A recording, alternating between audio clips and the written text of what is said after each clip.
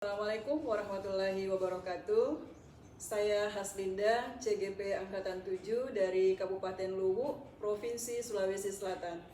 Pada kegiatan kali ini, saya akan melakukan aksi nyata modul 2.3 coaching untuk supervisi akademik.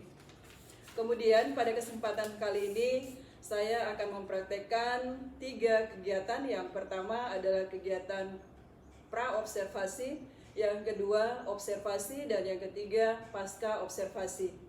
Pada kesempatan kali ini saya akan mensupervisi rekan sejawat saya. Saya sendiri Yuslan, guru mata pelajaran kimia di UPT SMA Negeri 4 Luwu. Baik, silakan menyaksikan penampilan kami. Assalamualaikum warahmatullahi wabarakatuh, Pak Yuslan. Waalaikumsalam warahmatullahi wabarakatuh, Bu Nina. Bagaimana kabarnya hari ini, Pak? Alhamdulillah, Bu, baik. Kita sendiri? Alhamdulillah baik. Sebelumnya saya ucapkan terima kasih kepada Pak Yuslan yang sudah meluangkan waktu pada hari ini untuk bincang-bincang mengenai kegiatan supervisi di kelas Pak Yuslan. Pak Yuslan hari ini ada jam mengajar?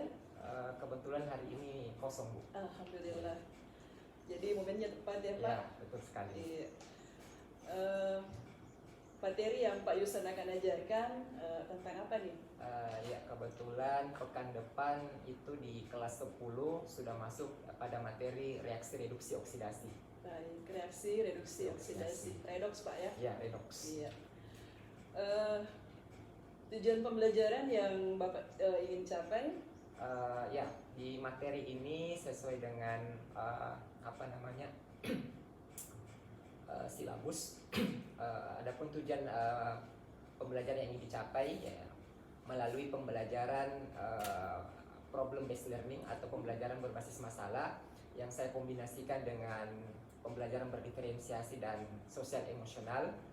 Peserta didik diharapkan mampu untuk mengidentifikasi konsep reaksi reduksi oksidasi dengan tepat. Baik.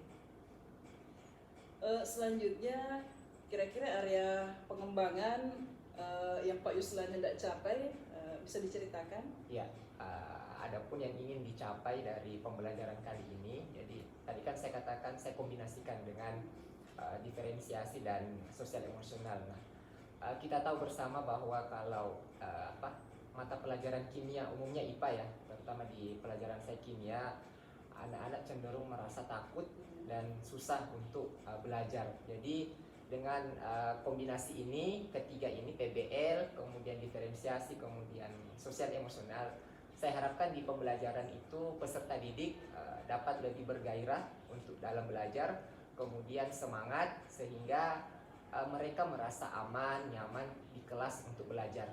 Ya, saya kira seperti itu. Baik, sangat menarik, Pak ya.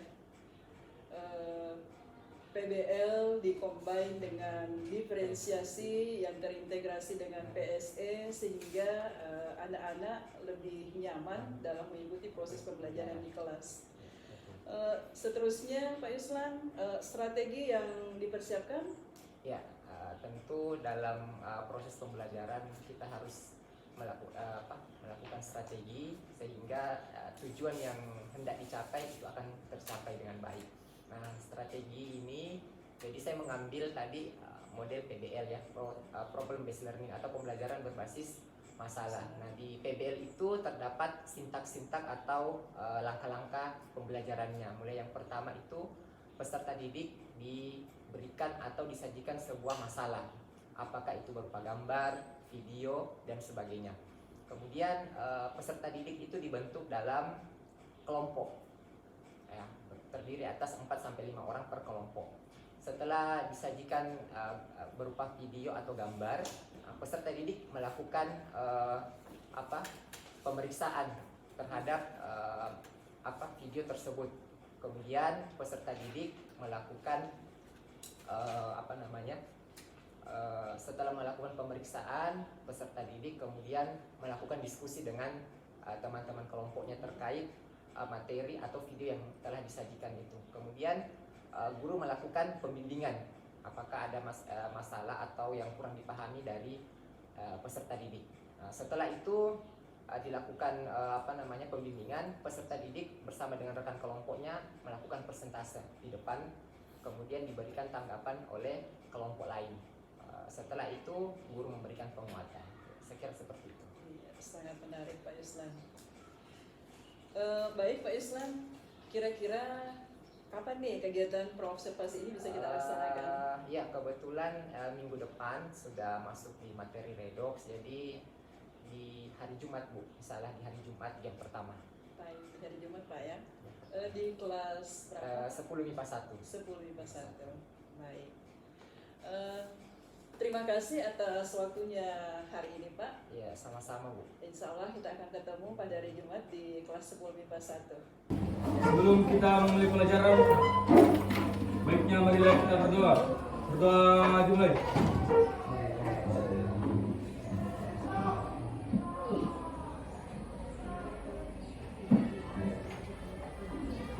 Berdoa selesai.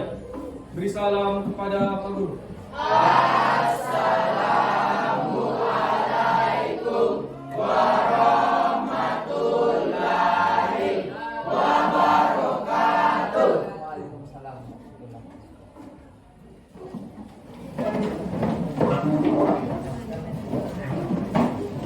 Bagaimana kabarnya hari ini? Baik. Sudah siap belajar? Siap. Oke. Ketua kelas bagaimana hari ini? Hadir semua? Oke.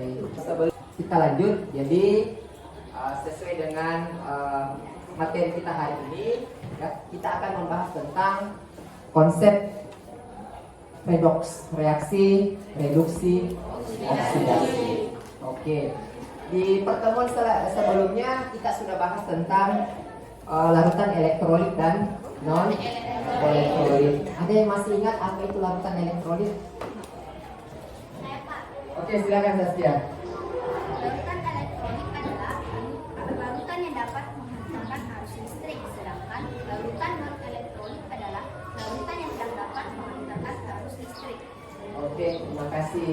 Kemarin itu kan kita melakukan praktikum toh. Nah, di larutan elektrolit kan terbagi atas dua. Ada yang kuat, ada yang lemah. Jadi kalau kuat, bagaimana dia menghantarkan arus listriknya? Ada indikatornya atau apa indikatornya? Lampunya, kemudian oke. Nah, sekarang kita bahas di reaksi, reduksi, oksidasi atau redox. Nah, itu masih berkaitan kemarin dengan elektrolit. Karena ada larutan elektrolit yang mampu menghantarkan arus listrik dengan reaksi redox. Karena nanti di redox ini kita akan bahas mengapa ada bereaksi dengan oksigen, kemudian ada juga yang bereaksi dengan elektron. Oke, nah, baik. Jadi adapun tujuan pembelajaran kita hari ini yaitu melalui model pembelajaran based learning atau model pembelajaran berbasis masalah, kalian dapat mengidentifikasi, ya, kalian dapat mengidentifikasi reaksi-reaksi redox menggunakan konsep bilangan oksidasi dan bilangan oksidasi unsur dengan baik. Kemarin semalam ya Bapak sudah kirim dua video di grup karena berhubung dari kita ada sahabat, jadi silakan dinonton atau diputar kembali videonya.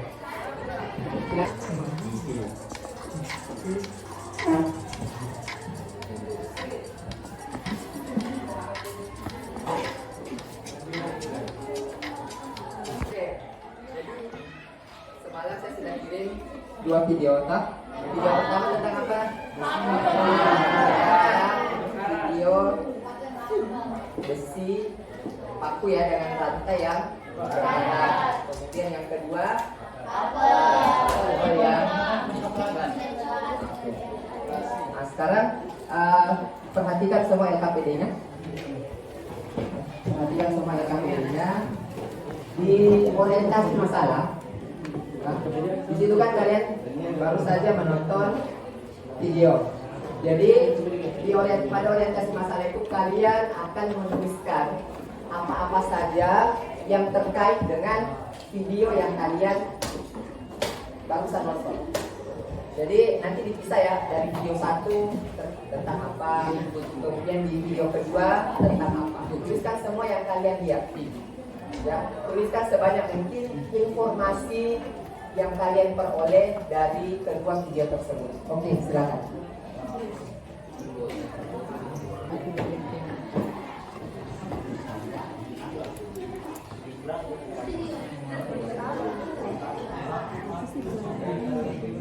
Kita melangkah ke bagian selanjutnya, yaitu kalian akan melakukan penyelidikan, ya, melakukan penyelidikan terkait dengan hasil hasil kajian kalian tentang video yang kalian tonton, ya. Jadi kalian melakukan penyelidikan dengan menjawab pertanyaan yang ada pada LKPD. Ini tadi ini yang fase pengorganisasian yang sama di sini. Nanti lanjut di sini. Kalian hubungkan tadi dengan yang kedua. Tadi sudah kemarin, Pak. Kita akan melangkah ke selanjutnya, yaitu mengembangkan dan menyajikan hasil karya. Nah, nanti Bapak akan bagikan ini ke post-it note. Kalian akan di sini nanti akan menuliskan apa-apa saja dari hasil diskusi kalian tadi terkait dengan video dan pertanyaan yang telah kalian jawab pada LKPD. Setelah itu, nanti perwakilan pihak kelompok akan mempresentasikan di depan. Oke?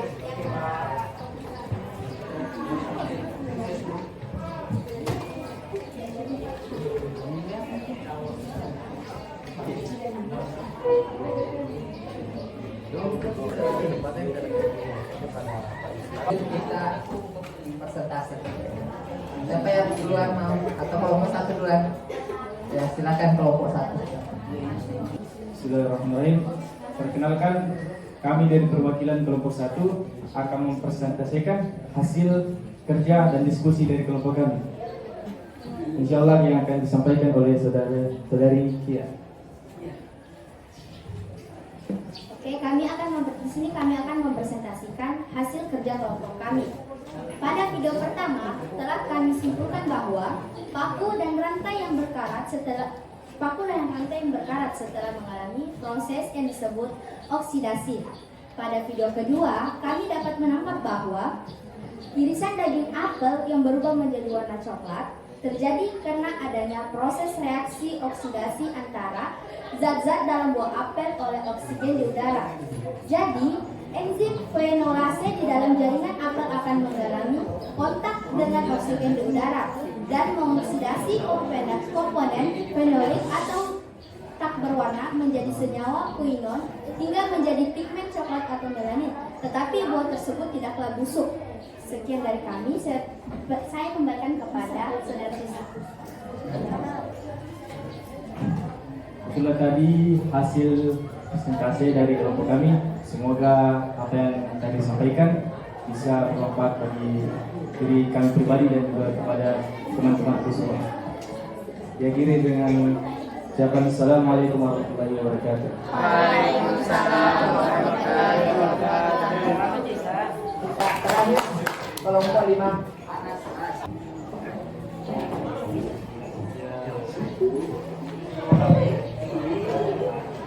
Assalamualaikum warahmatullahi wabarakatuh. Selamat pagi. Waalaikumsalam warahmatullahi wabarakatuh. Terima kasih atas waktu yang diberikan. Di sini kami ingin mempresentasikan hasil diskusi dari kelompok kami. Kepada saudari Anas, kami persilakan. Terima kasih. Assalamualaikum warahmatullahi wabarakatuh. Waalaikumsalam warahmatullahi wabarakatuh. Di sini saya akan menjelaskan tentang video dari kedua yang telah kita tonton. Kesimpulan dari kedua video, kita dapat mempelajari suatu perubahan benda seperti besi akibat adanya reaksi antara besi dan oksigen dengan adanya air atau uap air di udara yang mengakibatkan besi dapat berkarat, dan seperti apel yang mengalami penyokaratan akibat proses oksidasi yang membuat apel itu lama-kelamaan menjadi berubah. Sekian, terima kasih. Itulah tadi hasil diskusi kami yang telah disampaikan oleh Saudara Anas. Terima kasih atas ketenangan kita bersama. Assalamualaikum warahmatullahi wabarakatuh. Waalaikumsalam warahmatullahi wabarakatuh. Oke, kita lagi untuk kelompok ini.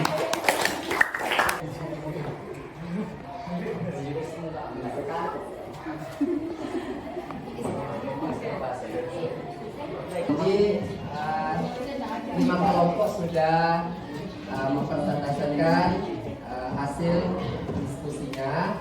Jadi sekarang ya, tadi kan semua sudah mengungkapkan pendapat dan hasil diskusinya terkait dengan 2 video tadi. Jadi 2 video itu tadi merupakan masalah ya. Jadi masalah yang kalian harus pecahkan. Kenapa sih besi itu bisa berkarat? Kenapa buah apel yang telah dibagi dua, yang permukaannya yang awalnya tadi putih, lama-lama menjadi coklat?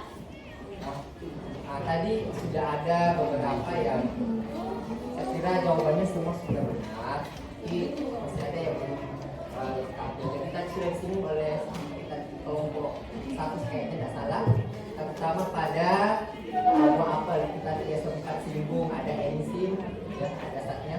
Nah, itu yang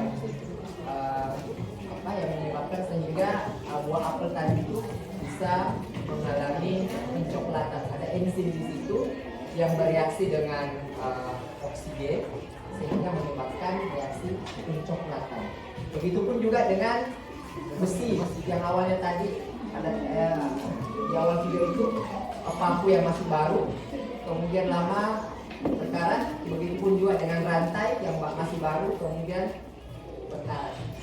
Begitu juga dengan di kehidupan kita sehari-hari yang bahan-bahan atau materi yang terbuat dari besi, lama kelamaan akan mengalami yang namanya proses perkaratan karena dia teroksidasi oleh oksigen dengan bantuan air dari besi.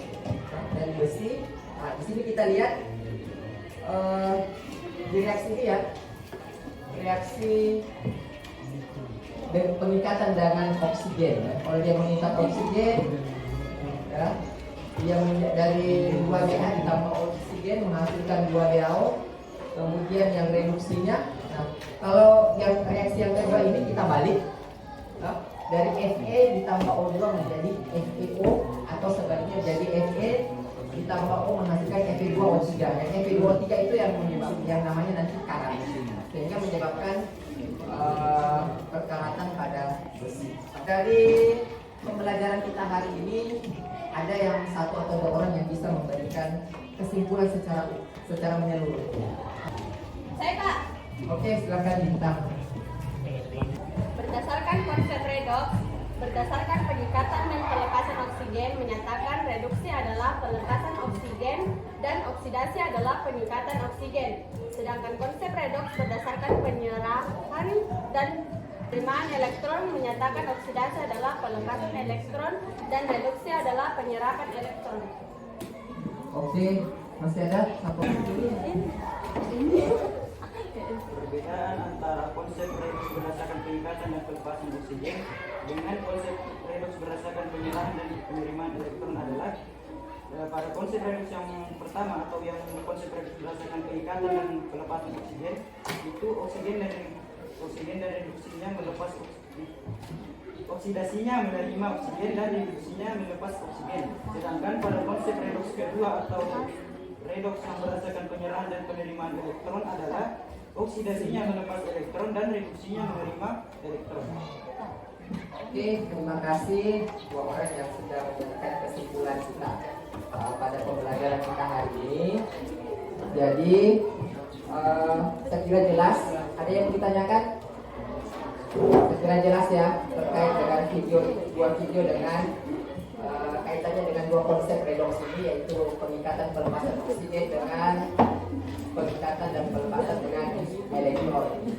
Baik, terima kasih atas kerjasamanya hari ini. Jadi di pertemuan selanjutnya kita akan membahas tentang bilangan oksidasi. Oke? Terima kasih. Assalamualaikum warahmatullahi wabarakatuh.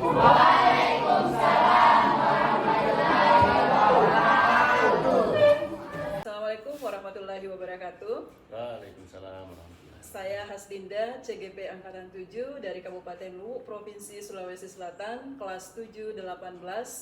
Pada hari ini, saya akan melakukan kegiatan pasca observasi terkait supervisi akademik dari modul 2.3. Dan pada hari ini sangat spesial karena saya didampingi oleh Bapak Pengajar Praktik dari Kabupaten Luwu, Bapak Asis Pasombak SPD. Kemudian saya masih didampingi oleh rekan sejawat saya, Pak Yuslan SPD. Assalamualaikum warahmatullahi wabarakatuh, Pak Yuslan. Waalaikumsalam warahmatullahi wabarakatuh, Bulin. Bagaimana kabarnya hari ini, Pak? Ya, alhamdulillah Bu, baik, sehat. Sendiri bagaimana? Alhamdulillah sehat, Pak. Bapak pengajar praktik, bagaimana kabarnya hari ini, Pak? Alhamdulillah sehat walafiat. Alhamdulillah. Baik, Pak Yuslan. Kalau boleh tahu, perasaan Pak Yuslan pada hari ini bagaimana, Pak? Ya, sedikit deg-degan Bu. Kemarin waktu observasi di kelas itu juga sedikit agak bagaimana ya namanya, kalau mau diobservasi di kelas itu ada rasa-rasa bagaimana. Hari ini pun saya masih sedikit tegang ya. Ya, tapi itulah perasaan bagaimanapun tetap ada seperti itu. Saya kira itu Bu. Iya, baik Pak. Saya kira hal itu manusiawi Pak ya. Iya. Baik Pak. Pada hari ini kita melakukan kegiatan pasca observasi.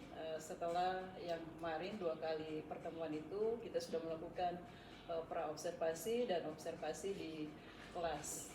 Nah, apa sih harapan Pak Yuslan pada pertemuan kita hari ini? Ya,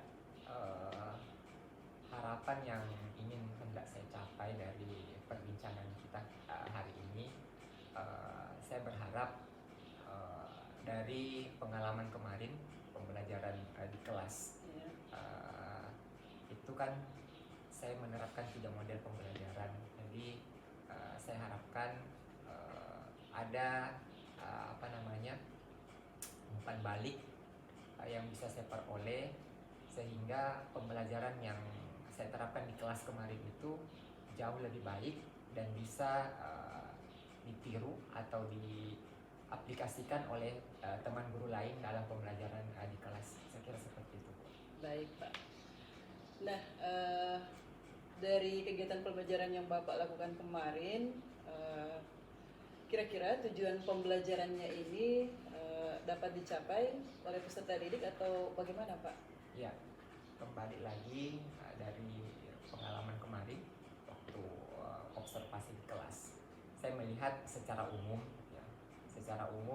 tujuan yang hendak kemarin ingin saya capai dengan menerapkan ketiga model pembelajaran tersebut secara umum sudah cukup baik. Ya, itu dapat dilihat dari yang pertama, siswa mulai aktif dalam kegiatan diskusinya, kemudian sangat antusias dalam mengerjakan tugas-tugas yang ada di LKPD, sehingga saya melihat sudah cukup baik untuk dalam penerapannya di kelas. Saya kira seperti itu. Baik Pak. Berdasarkan pengamatan saya juga pada saat observasi di kelas, memang betul yang Pak Yuslan katakan bahwa secara umum tujuan pembelajaran yang ingin Bapak capai itu sudah dapat dicapai oleh peserta didik Bapak ya.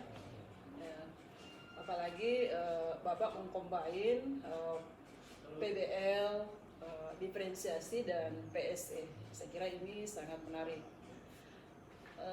Selanjutnya Pak, hal apa yang sudah baik dari kegiatan pembelajaran yang Bapak lakukan kemarin? Ya, yang baik saya kira dari 3 kemarin model pembelajaran yang saya terapkan, yang agak menonjol dari yang bisa kita lihat itu dari langkah-langkah PBL-nya, kemudian pembelajaran berdiferensiasinya. Jadi dari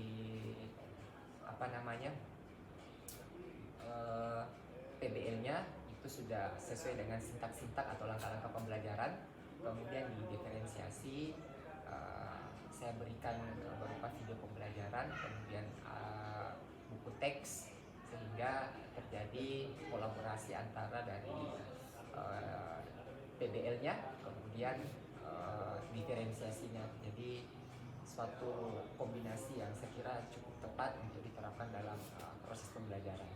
Saya kira seperti itu. Iya.